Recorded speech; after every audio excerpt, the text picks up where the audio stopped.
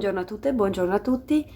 Siamo a un nuovo appuntamento della Biblioteca Provinciale Claudia Augusta, sempre su YouTube a causa delle restrizioni Covid.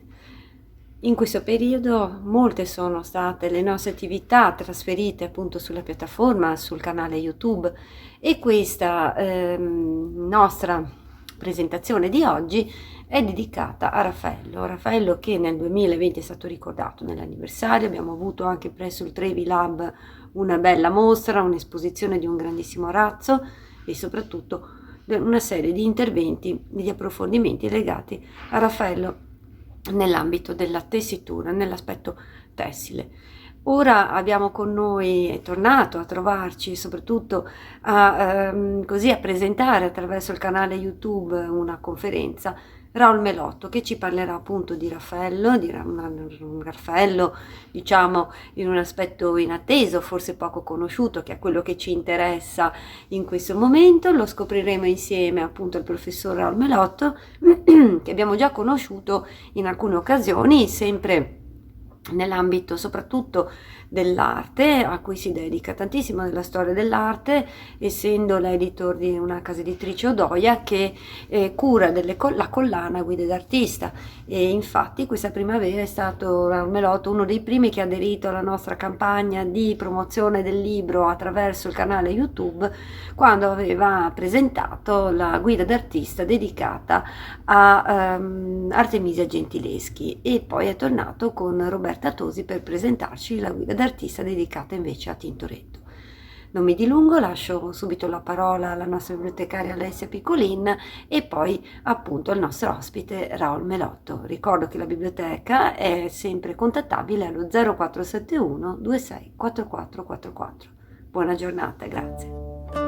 Lo scrittore e storico dell'arte Raul Melotto ci propone una lettura non conforme dell'opera di Raffaello, evidenziando non tanto i consueti aspetti legati a una misurata e classica eleganza formale, una serenità e chiarezza espressiva, quanto gli elementi più dissonanti, sia di tipo cromatico che compositivo, una sorta di drammaticità plastica, un pathos, tutti tratti influenzati sicuramente dalla visione diretta e dall'assimilazione di stilemi leonardeschi e michelangioleschi.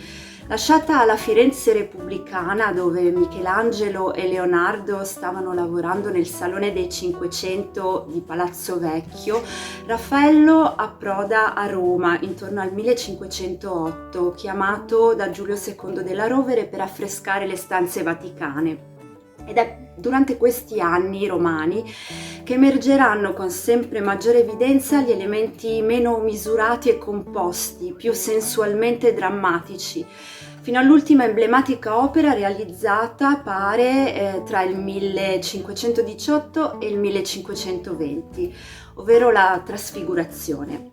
Le parole di Melotto ci fanno capire quanto la storia dell'arte non segua una linea retta lungo la quale le evoluzioni stilistiche si susseguono in modo omogeneo e progressivo, ma piuttosto un'amalgama attraversata da varie forze che si intersecano in modo spesso inaspettato, casuale, attraverso incontri tra artisti, scambi reciproci, viaggi e scoperte inattese.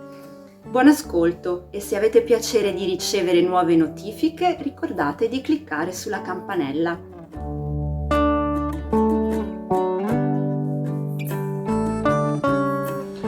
Buongiorno, ben ritrovati sul canale della Biblioteca Provinciale Claudia Augusta di Bolzano. Per chi non mi conoscesse, io mi chiamo Raul Melotto e ho già fatto in passato presentazioni di libri di colleghi storici dell'arte o del sottoscritto, parlando di arte del Rinascimento, del Manierismo e del Barocco italiani. Invece quest'oggi, sempre per restare in ambito d'arte, vi parlerò di Raffaello. Abbiamo scelto chiaramente di parlare di Raffaello con la biblioteca perché quest'anno ricorre, lo sapete tutti, il centenario dalla sua morte. Brevemente, prima di entrare nel vivo della questione, come sapete questo incontro, questa conferenza è dedicata al Raffaello che vive e opera alla corte di Leone X. Quindi insomma siamo nell'ultima parte della carriera di Raffaello, nel secondo decennio del Cinquecento, quando ormai il sodalizio tra l'Urbinate e la corte pontificia è compiuto, completamente compiuto, e quando lui ormai sta portando a termine gli affreschi nelle stanze vaticane e alcune tra le pale più importanti della storia dell'arte. Per pale intendo pale d'altare, ovviamente. Ecco, parleremo oggi di questo Raffaello in una chiave un po' diversa. Anziché vederlo come il campione di una accademia, di una pittura che si fa immediatamente modello per tutti i classicismi a venire in Europa o non solo, parleremo di un Raffaello che invece va in un'altra direzione. Ecco perché nel titolo della mia conferenza si parla anche di Eros. Cercheremo di capire in che termini l'Eros entra prepotentemente nella cifra stilistica di questo pittore. Chi è Raffaello? Brevemente, ma davvero in maniera ultra breve, Raffaello è un figlio d'arte, nasce nel 1483 a Urbino, cresce alla bottega del padre, che era un pittore a sua volta, ma era anche un poeta e un intellettuale alla corte di Montefeltro. E in questo ambiente, quindi non solo pittorico, non solo di bottega, ma anche umanistico nel senso più ampio del termine, tra lettere, teatro, allestimenti che si potevano ottenere a una corte che faceva tendenza in Europa come quella di Montefeltro sul fine del 400, Raffaello impara tutto ciò che oggi potremmo definire umane littere, il concetto di umane littere. Quindi ha una cultura letteraria anche Raffaello, cosa che lo avvicina immediatamente fin dai suoi primi passi da solista, dopo che muore il padre, dopo che porta avanti da sé, giovanissimo ragazzino, appena 12enne, 13enne, la bottega del padre.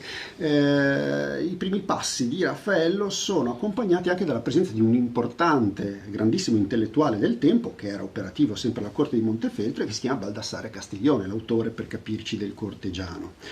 In questo apprendistato, in questo sodalizio all'insegna delle umane littere, si forma un Raffaello effettivamente capace, in quegli stessi anni, siamo agli esordi del Cinquecento, di assimilare tutto quello che di cultura e gusto antiquari ci può essere al tempo, e per gusto e cultura antiquari intendo il recupero anche del passato, lo studio dell'architettura antica, lo studio della scultura antica, recupera tutto questo e allo stesso tempo lo sintetizza con nuove tendenze che erano presenti nell'arte dell'Italia centrale a quel tempo, ossia proprio perché Raffaello si sposta continuamente dopo la morte del padre e ha bisogno quindi di raccogliere committenze tra Pesaro, Urbino, si sposta molto tra quindi quello che oggi sarebbe le Umbrie e le Marche, ma poi arriva anche a Firenze e lì trova anche nuove committenti. Proprio perché ha bisogno di trovare nuovi committenti, piano piano lui assimila anche altri linguaggi, altri codici espressivi. E quali sono i codici espressivi che assimila subito? Quello anzitutto di una rigorosa composizione prospettica dello spazio, di un'attenzione tutta di stile nordico verso il paesaggio. Anche nelle primissime giovanili pale realizzate dal magister Raffaello si vedono già scorci di paesaggio sullo sfondo che sono evidenti citazioni del paesaggio umbro-toscano che Raffaello conosceva bene nelle sue lunghe peregrinazioni e frequenti peregrinazioni. Dicevamo quindi la profondità prospettica, il rigore geometrico di una prospettiva alla Piero della Francesca, il paesaggio di stile nordico, l'eleganza dei modelli perugineschi, perché in questo apprendistato non dobbiamo dimenticare che Raffaello è anche allievo, se non con tutta l'importanza che gli ha dato un tempo Vasari, di Perugino. E da Perugino, per esempio, lui assimila che cosa? Quel caratteristico modello elegante, ieratico, che hanno, anche un po' ripetitivo nel caso di Perugino, che hanno molti dei suoi santi e delle sue sante. Poi, dicevamo prima, arriva a Firenze intorno al 1504 e arriva in una Firenze incredibile da un punto di vista culturale. È una Firenze repubblicana che ha al suo comando il gonfaloniere Soderini, che per celebrare i fasti della Repubblica, i fasti bellici del passato, ha indetto una sorta di concorso che vede protagonisti nella sala del Consiglio a Palazzo Vecchio. Oggi si chiama la Sala dei 500 ed è interamente affrescata dal Vasari, ma al tempo non era ancora affrescata, e c'erano due pareti molto molto grandi su cui, in una singolare attenzione artistica, si stavano confrontando Michelangelo e Leonardo.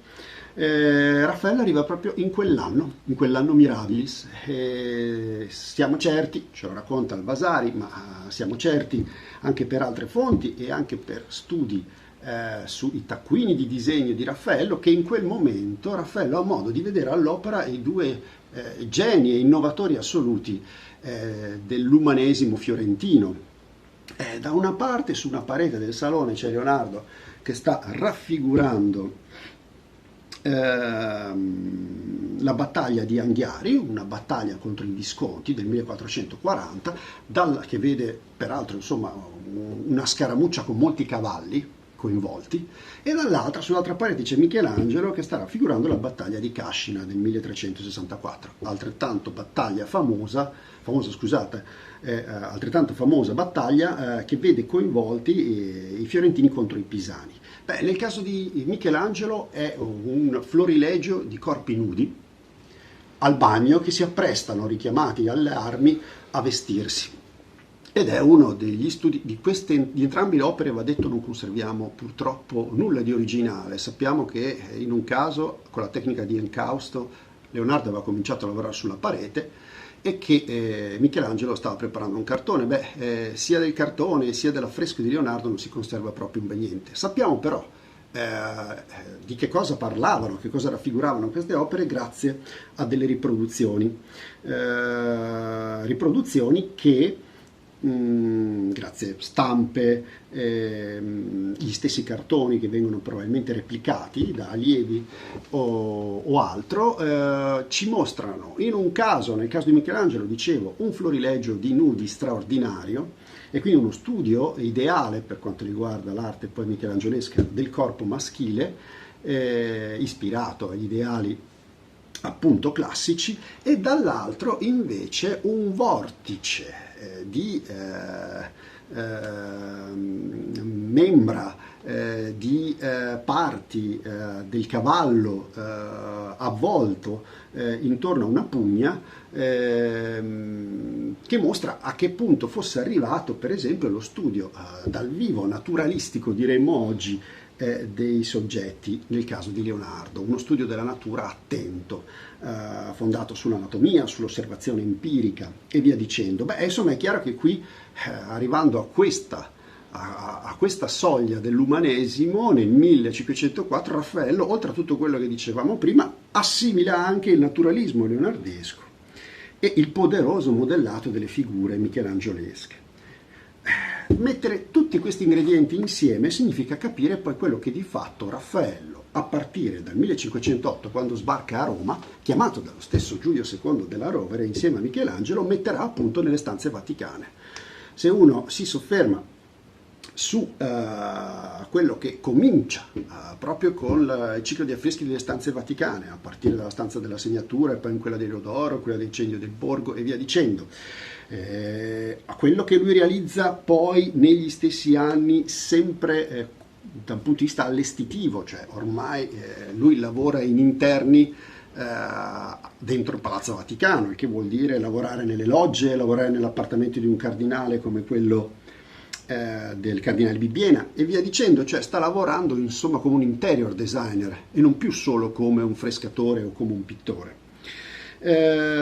Tutto questo è possibile grazie alla sintesi degli stili che vedevamo prima, ma soprattutto grazie ha l'aiuto di una bottega straordinaria. Potremmo dire che Raffaello è l'inventore di una bottega di tipo ormai industriale. Si sfornano cartoni, si sfornano modelli poi per le stampe che avranno un successo immediato nella cultura e nell'immaginario dell'Europa di quel tempo, e si avvale dell'aiuto di persone che poi a loro volta, quando lui nel 1520 precocemente a soli 37 anni morirà, diventeranno a loro volta maestri. Giulio Romano, per fare un esempio, era uno degli allievi e collaboratori di bottega. Giovanni da Udine, uno stuccatore raffinatissimo. Vabbè, e in questa cornice viene messa a punto un'opera che è quella che ho selezionato oggi per voi, e che è forse l'ultima opera, stando alle fonti, realizzata da Raffaello. L'opera in questione è la Trasfigurazione. La Trasfigurazione è quest'opera qui, che ora vi mostro in questa riproduzione. Stiamo parlando di una pala d'altare commissionata dal cardinale Giulio de' Medici, il futuro Papa Clemente VII, che era cugino dell'allora Papa appena eletto, insomma, parlo di Leone X, Gian Lorenzo de' Medici, Leone X, che sarà poi il Papa che dopo Giulio II della Rovere costruirà con Raffaello un sodalizio incredibile. Pensate soltanto che alla morte di Bramante nel 1514 l'intera fabbrica di lavori per l'edificazione della Basilica di San Pietro passa in mano a Raffaello che a quel punto della sua carriera non era così esperto nella direzione di cantieri, non era nemmeno così esperto di architettura. Si metterà a studiare come un folle architettura, si ricongiungerà al Baldassare Castiglione per realizzare poi quella famosa lettera che rivolge proprio a Papa Leone X chiedendogli una maggiore tutela delle antichità romane conservate, elleniche conservate a Roma. È la cosiddetta lettera a Papa Leone X, che oggi conosciamo come prima lettera nella storia dell'umanità dedicata alla tutela e alla conservazione del patrimonio. Dicevo quindi che con Papa Leone X Raffaello costruisce un sodalizio tale da permettergli di entrare in un entourage anche di committenti importanti, tra cui il cugino Giulio de' Medici, il quale gli commissiona esattamente quest'opera qui, una trasfigurazione destinata alla chiesa di Narbona, di cui Giulio de' Medici era in qualche modo responsabile come cardinale. In realtà poi la pala piacerà così tanto al cardinale che cambierà destinazione e se la terrà per una chiesa romana, San Pietro in Montorio, dove sarà destinata proprio alla cappella dell'altare con un allestimento di ceri, di infiniti ceri, che deve aver in qualche modo valorizzato ancora di più l'effetto potente che quest'opera ancora oggi esercita sul pubblico. Va detto anche che quel raffinato collezionista d'arte che è il cardinale de' Medici, proprio per stimolare Raffaello e tenerlo sul pezzo, diremmo oggi, poiché era così impegnato nei 1000 cantieri a cui stava dietro, che spesso non riusciva a rispettare di persona le consegne, le committenze, quindi affidava la realizzazione delle opere, comprese le pale d'altare, ad allievi. Per evitare che ciò accadesse, cosa fa il cardinale? Mette in competizione Raffaello con il miglior allievo di Michelangelo di quel tempo, che era Sebastiano del Piombo, e Sebastiano del Piombo stava realizzando anch'egli per il cardinale una pala d'altare, rispetto alla quale quindi il nostro Raffaello, per non vedersi in qualche modo rubare la committenza, si sente chiamato in causa. E quindi siamo certi, ce lo conferma anche il Vasari, che questa è un'opera, forse l'ultima, considerato che se la porta sino al letto di morte. È un'opera dove la mano, i disegni preparatori, buona parte della stesura del colore sono riconducibili al maestro. La Trasfigurazione è una pala imponente, dovete pensare che è realizzata su una tavola in legno alta più di 4 metri e mette in scena un episodio che ci racconta Matteo nei Vangeli, ed è un episodio forse meno noto, rispetto a tanti altri narrati da Matteo nei Vangeli, è quello della trasfigurazione. Nella trasfigurazione che cosa accade? Accade che un gruppo di persone porta un ragazzetto indemoniato, posseduto dal demonio, agli apostoli ai piedi del Monte Tabor, per curarlo, per liberarlo dalla possessione. Ma proprio in quel momento gli apostoli, che non si credono capaci di un simile miracolo, assistono a loro volta a un miracolo, e è la trasfigurazione del loro maestro, ossia di Gesù, che ascende al cielo in una sorta di prefigurazione di quella che poi sarà la sua assunzione al cielo con la resurrezione.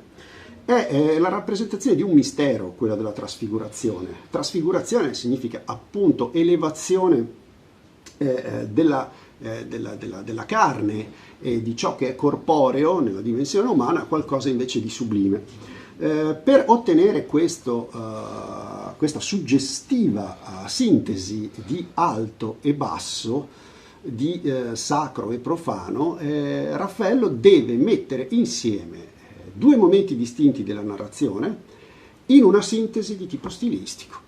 E infatti questa tavola si mostra bene già a un primo colpo d'occhio come una tavola divisa a metà. Divisa a metà non solo perché sotto vediamo nella concitazione più totale l'episodio dell'indemoniato, e perché sopra vediamo appunto in tutt'altro registro l'elevazione tra i profeti Elia e Mosè di Gesù, ma perché i registri stilistici sono diversi. Lo si vede subito.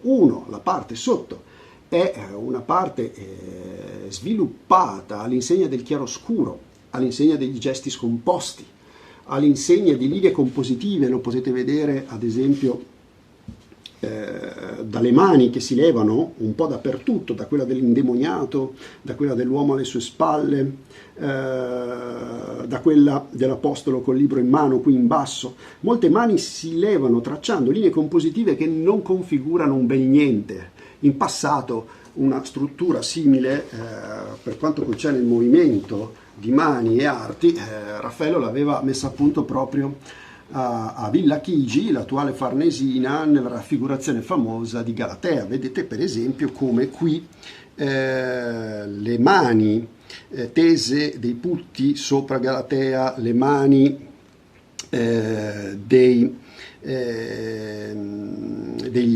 delle altre creature, insomma, che accompagnano la ninfa nella sua fuga in mare, convergono tutte verso il centro dell'immagine, a evidenziare in qualche modo il fuoco di attenzione che deve avere lo spettatore rispetto al quadro. Nulla di tutto questo accade più nella parte inferiore della tavola della trasfigurazione. Qui Raffaello gioca invece a scomporre l'immagine, e non la scompone solo in termini compositivi, la scompone anche in termini cromatici. Sembrano lontanissimi tempi in cui Raffaello giocava con poche cromie di colori primari in una luce assolutamente chiara, trasparente. Penso ai primi passi, insomma, del Raffaello, ma anche la visione della scuola d'Atene, la prima opera di affresco che realizza nelle stanze del Vaticano, è un'opera da questo punto di vista simmetrica per disposizione nello spazio, e cromaticamente armoniosa. Qui invece Raffaello coi colori sembra aver assimilato la lezione veneta, e quindi i contrasti di colore, le gradazioni tonali di colore, la composizione di singole parti del corpo, quasi tutte le mani di questo dipinto, quelle che appunto si vedono all'estremità dei bracci che indicano qualcosa, quasi tutte le mani sono in controluce. Si gioca quindi con il contrasto tra luce e ombra, ma c'è persino una figura in totale penombra che fa capolino in mezzo a una gradazione di colori di terra scurissime sotto la roccia del Monte Tabor. Questo tipo di stile che combina cromatismi veneti, che combina che cosa? La concitazione quasi drammatica di una scena ripresa dal vero, con studi di espressione per i singoli volti incredibili. Guardate come strabuzza gli occhi verso l'alto il ragazzino indemoniato, guardate l'uomo che lo sorregge, che razza di sguardo fisso lancia verso il gruppo degli apostoli sulla sinistra.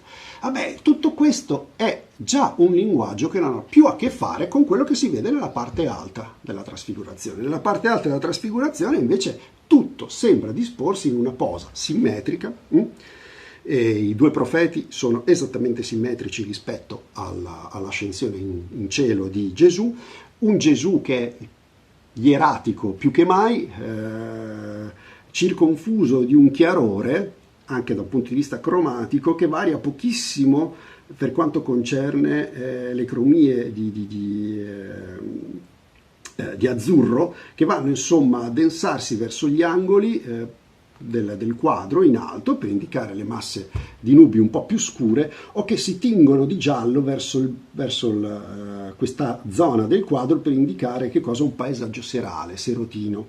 Anche gli apostoli al loro risveglio sembrano tutti in qualche modo levarsi con pose eleganti, statuarie, che citano appunto una cultura come quella che nominavo prima, una cultura antiquaria.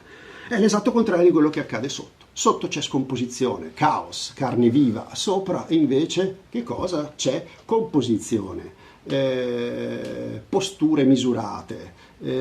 Peraltro sembra che sotto ci sia rumore, folla, chiacchiericcio, e invece sopra ci sia silenzio.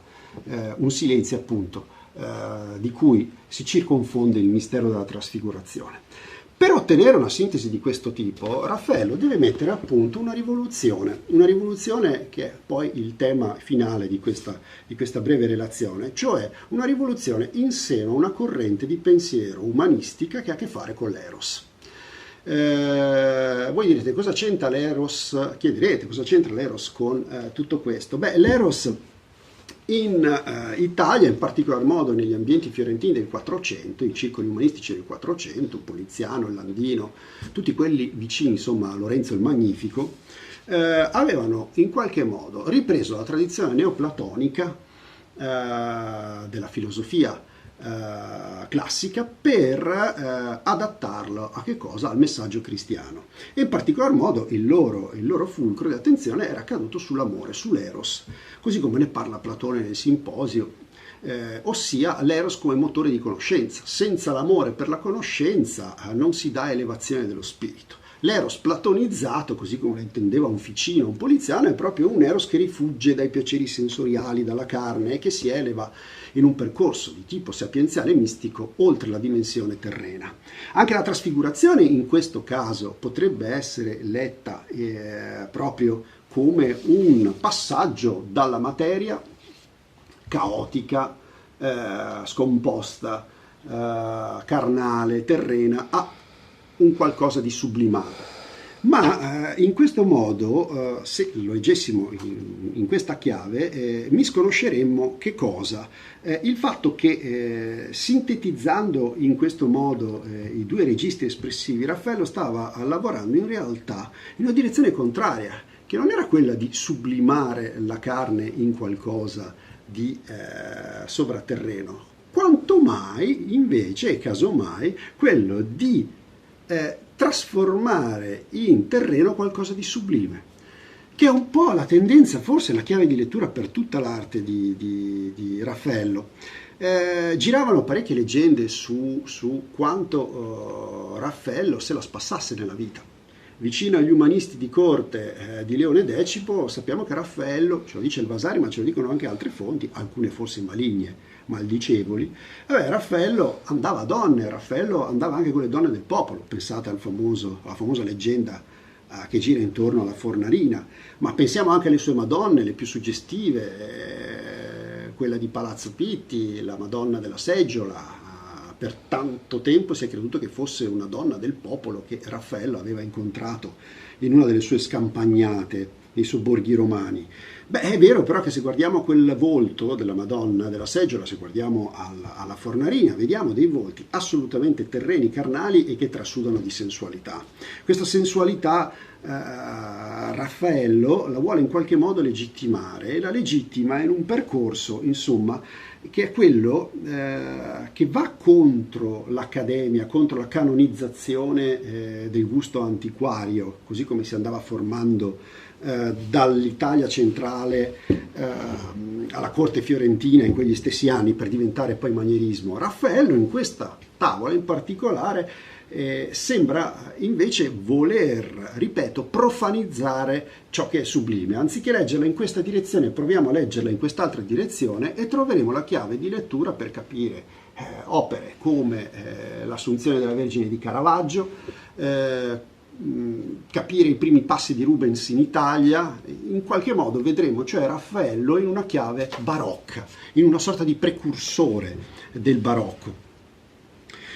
Non va dimenticato che negli anni in cui realizza quest'opera, Raffaello con la sua valente bottega stava lavorando alle logge e aveva messo a punto, ad esempio negli stucchi delle logge, rappresentazioni dell'attività di bottega che ricalcavano la ripartizione dei passaggi della materia così come si dovrebbe sublimare secondo la teoria neoplatonica. E quindi si vede per esempio in uno stucco realizzato da Giovanni da Udine, che cosa? Degli artisti, siamo nei basamenti di uno degli zoccoli delle colonne, delle finte colonne del loggiato del Vaticano. Si vede degli uomini di una bottega d'artista che stanno lavorando la materia, poi si vede questa materia che piano piano diventa opera d'arte con un pubblico davanti che la guarda. E, sopra, esattamente sopra lo zoccolo in questione, Raffaello aveva allestito in 4 tondi o mandorle, ora non ricordo, aveva allestito che cosa? In 4 veliere della loggia, dell'arcata della loggia, aveva allestito la rappresentazione di 4 passaggi della creazione. Mettere sullo stesso piano la creazione in bottega con la creazione, insomma, da parte del creato, insomma, quindi di Dio, è un modo per reinterpretare il platonismo più colto e più raffinato in una dimensione completamente inedita, diremmo oggi addirittura meta-artistica. Qui si sta giocando quindi, con questa lettura che vi propongo di Raffaello, una partita decisiva, una lettura che va in controtendenza rispetto al Raffaello inteso classicamente, accademicamente come campione di misura, di classicismo, di compostezza. È un mito che si è generato subito dopo la morte di Raffaello e che è durato per tanto tempo. Rileggere opere come la Trasfigurazione invece in chiave proto-barocca, anticlassica o persino moderna significa evidenziare tratti culturali dell'umanesimo italiano che vanno in una direzione completamente diversa. Qui Raffaello sembra sperimentare, sembra essere colto da un'ansia che oggi diremmo di ricerca, e sembra avere una visione della realtà che non è sempre conciliante, è piuttosto dialettica. La parte di sopra si concilia poco con la parte di sotto, è una sintesi sì, ma non è esattamente una sintesi di tipo dialettico, cioè in senso hegeliano. È una dialettica irrisolta, insomma, tra il sublime e il carnale. L'eros antiplatonico, di cui vi ho parlato, potrebbe appunto essere la vera chiave di lettura per un filone sotterraneo dell'umanesimo italiano che comincia con Piero di Cosimo in pieno 400 a Firenze, un altro grande eccentrico dell'arte italiana, molto meno studiato, però di Raffaello, di Leonardo, eccetera, e che continua dopo Raffaello con forse il suo miglior allievo in questa chiave, e che è il Parmigianino. Sono questi, Parmigianino e Piero di Cosimo, dopo e prima Raffaello, secondo me due estremi su cui si può, ponendo al centro proprio la grande sintesi raffaellesca, ricostruire un filone dell'umanesimo italiano che va contro le estetiche classiche rinascimentali. Una storia dunque che farebbe da controcampo o contrappunto al classicismo, recepito esclusivamente come una categoria universalmente valida per tutto quanto è edificante e perciò anche noioso. Ecco, vi ringrazio dell'attenzione, spero di avere occasione anche in futuro di ritornare su questi schermi per parlare di arte, di storia dell'arte con voi. Grazie di nuovo, buona giornata.